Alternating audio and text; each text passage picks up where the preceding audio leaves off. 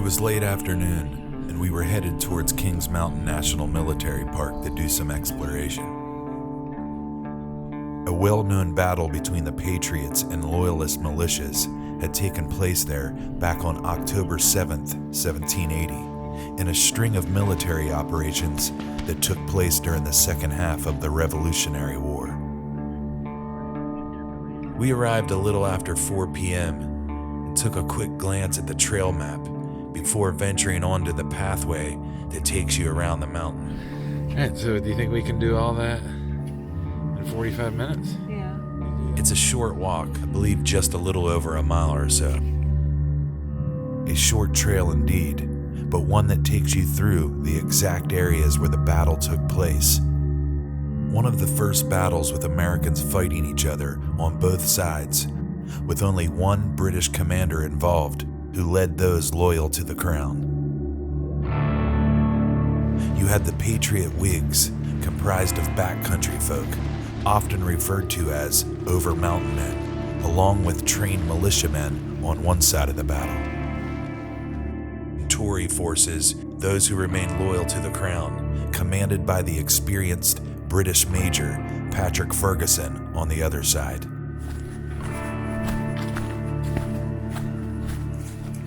When I was younger, like many, history really wasn't my thing. But as I got older, visiting a place of historical significance completely intrigues me. Walking on the very ground the heroes of yesterday marched over, with their fearless, racing hearts and unstoppable determination to fulfill their mission, lends inspiration to my own challenges I stumble across in life now. Here we go. Sacred Memorial of Major William. Sacred to the memory of Major William Chronicle. Captain John Maddox. Is this like the original one?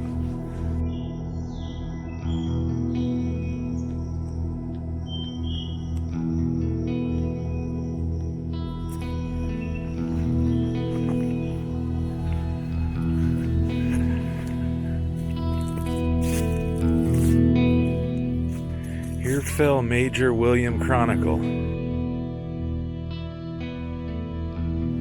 That's exactly where he fell, right there.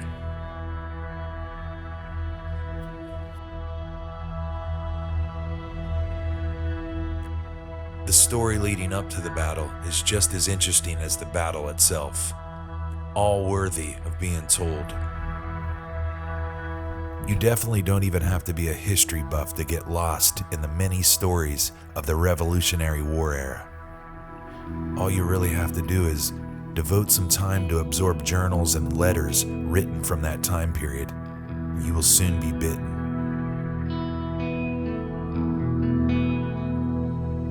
After stalemate in the northern regions of the colonies, the British surged southward in an attempt to regain control and loyalty throughout the southern colonies. Along their conquests, Savannah, Georgia fell to Crown forces. They captured South Carolina's largest city, Charleston, massacred surrendering militiamen at the Battle of Waxhaws, defeated Camden and other key battles throughout the South.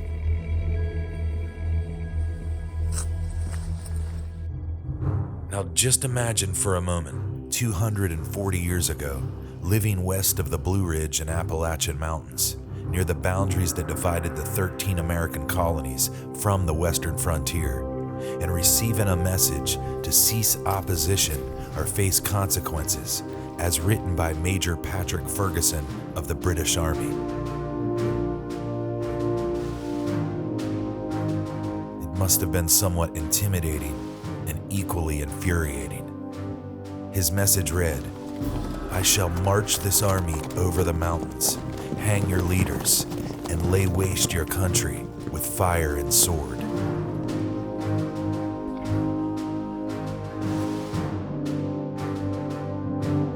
The Over Mountain men knew the war had been going on in the north and refused allegiance to British control, with their already perceived sense of independence, living within remote settlements deemed independent already, but considered by the British and colonial governments to be purchased illegally.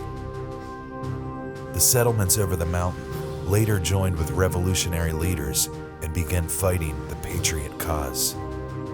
These were American frontiersmen who hunted, farmed, and were skilled artisans, mostly of Scot-Irish descent. They knew how to live off the land, were well familiar with the area, and were closely bonded to one another. If you weren't a neighbor or a friend, you didn't belong there.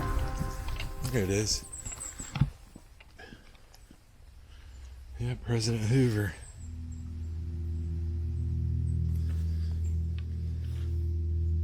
Ferguson, in pursuit of the Whigs, was frustrated that the men over the mountain were providing safe harbor and supporting those who fled after the recent defeat of Camden, then scurrying over the mountain in retreat. The message Ferguson sent didn't meet its intended purpose and only fueled the anger of the people, which ultimately led to Isaac Shelby and John Sevier, two Patriot militia colonels, rallying to enlist the Over Mountain men before heading back over the mountain to catch up and defeat Ferguson in a surprise attack. Colonel Shelby got Colonel William Campbell from a neighboring county on board with the cause and quickly begun joining forces with other colonels who were over mountain, like Andrew Hampton, Charles McDowell, and their hefty amount of frontier military men. A collective total of 5 county militias had assembled in support of the plan. Then, finally beginning their journey back over the mountain and meeting up with additional militiamen and their respective colonels, Benjamin Cleveland and Joseph Winston. At this point, they were already almost 1,400 men strong. Likened to classic Stratego board game play, Ferguson received word from 2 spies that deserted the Patriot cause about the fast approaching militia headed towards him and decided to head south into the Piedmont of South Carolina, steering his men in a hook-shaped maneuver to a ridgeline known as Kings Mountain, as he worried the fast advancement of his foes would outnumber his troops and overwhelm them, avoiding his original plan of meeting up with General Cornwallis in Charlotte. Later, the advancing Patriot militias, in pursuit of Ferguson's forces, joined up with some 400 additional troops led by Colonels James Williams, Edward Lacey, Frederick Hambright, and Major William Chronicle, while camped at Cowpens just 1 day before the battle. While there, they were informed that Ferguson was about 30 miles north on Kings Mountain. Over 900 of the best men and militia leaders, all on horseback, were selected to fight Ferguson. Nearly half of them over mountain men with little training, discipline, and experience on a regular field of battle, but had plenty of experience in Indian warfare. There were also 3 known African American soldiers who fought at the Battle of Kings Mountain. Riding all night in a downpour of rain and darkness, they arrived outside the hilltop in early afternoon on October 7th, 1780. As they approached the ridge, Campbell divided the militia into 2 equally strong divisions, and then further separated columns on both sides of the hill to begin their climb to reach an optimal vantage point for encircling Ferguson's troops. They planned for the southwestern side to attack first, while further wrapping men around the northeastern side for a second layer of assault.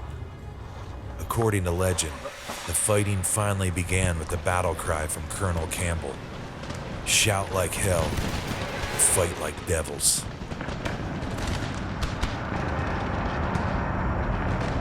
Moving on the southwestern side of the hill to begin their encirclement of their enemy, they lunged quickly upward, through the rocky terrain and thick tree cover to initiate the face-off with their British adversaries.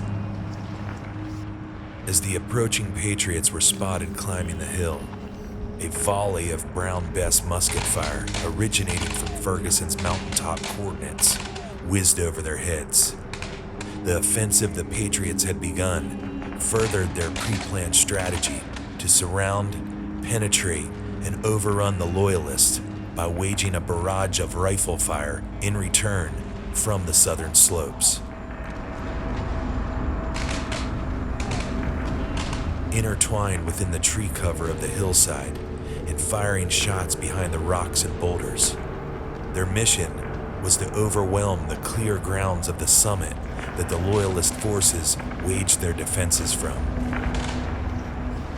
and then push them towards the northeastern fighters forming on the opposite side of Kings Mountain. The advancing Patriots were pushed back with a charge of bayonets, reportedly twice during the battle, both times being eventually met with the accuracy of long rifle fire from the frontiersmen carefully positioned near the bottom of the hill to cut off the brazen encroachment, and so Ferguson's troops could reform atop the hill.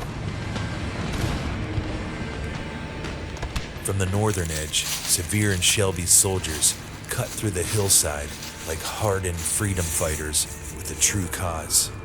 The roar of rifle and musket fire hung a cloud of smoke lingering over the thicketed hill as they made their way towards the crest from the opposite end.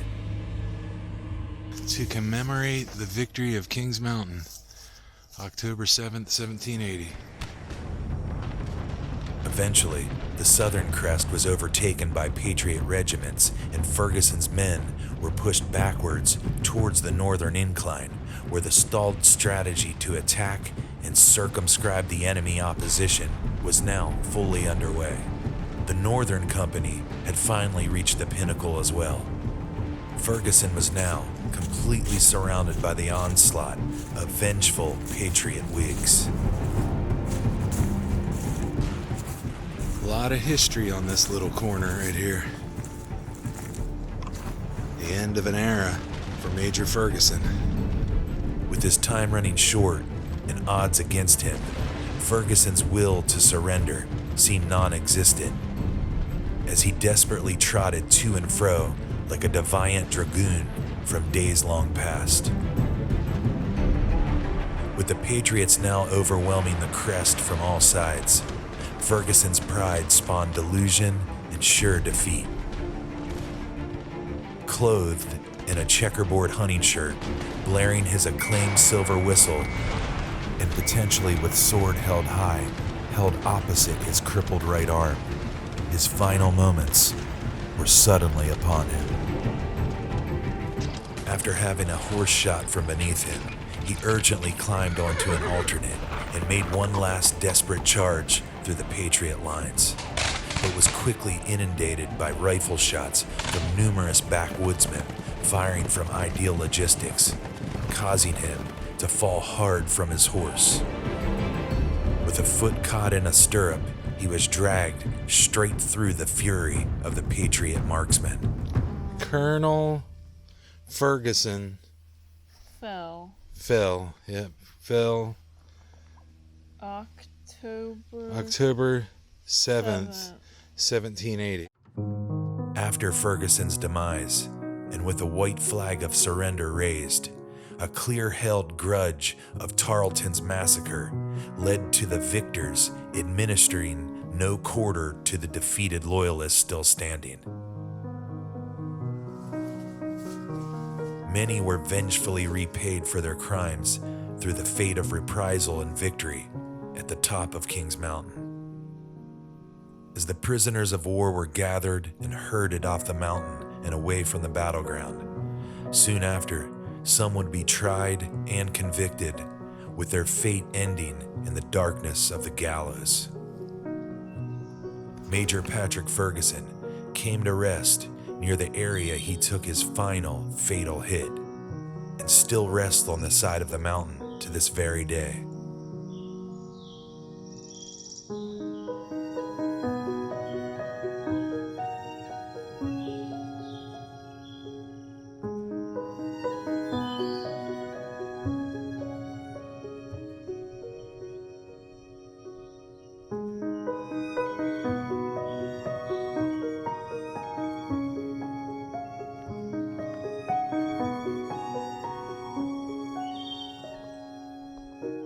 After walking and exploring the trail that guides visitors through the traces of a brutal battle that helped turn the tide of the Revolutionary War, our minds had been transported back to a historical moment and a powerful story that serves as a significant contribution in the quest for American independence. And finally, the American victory.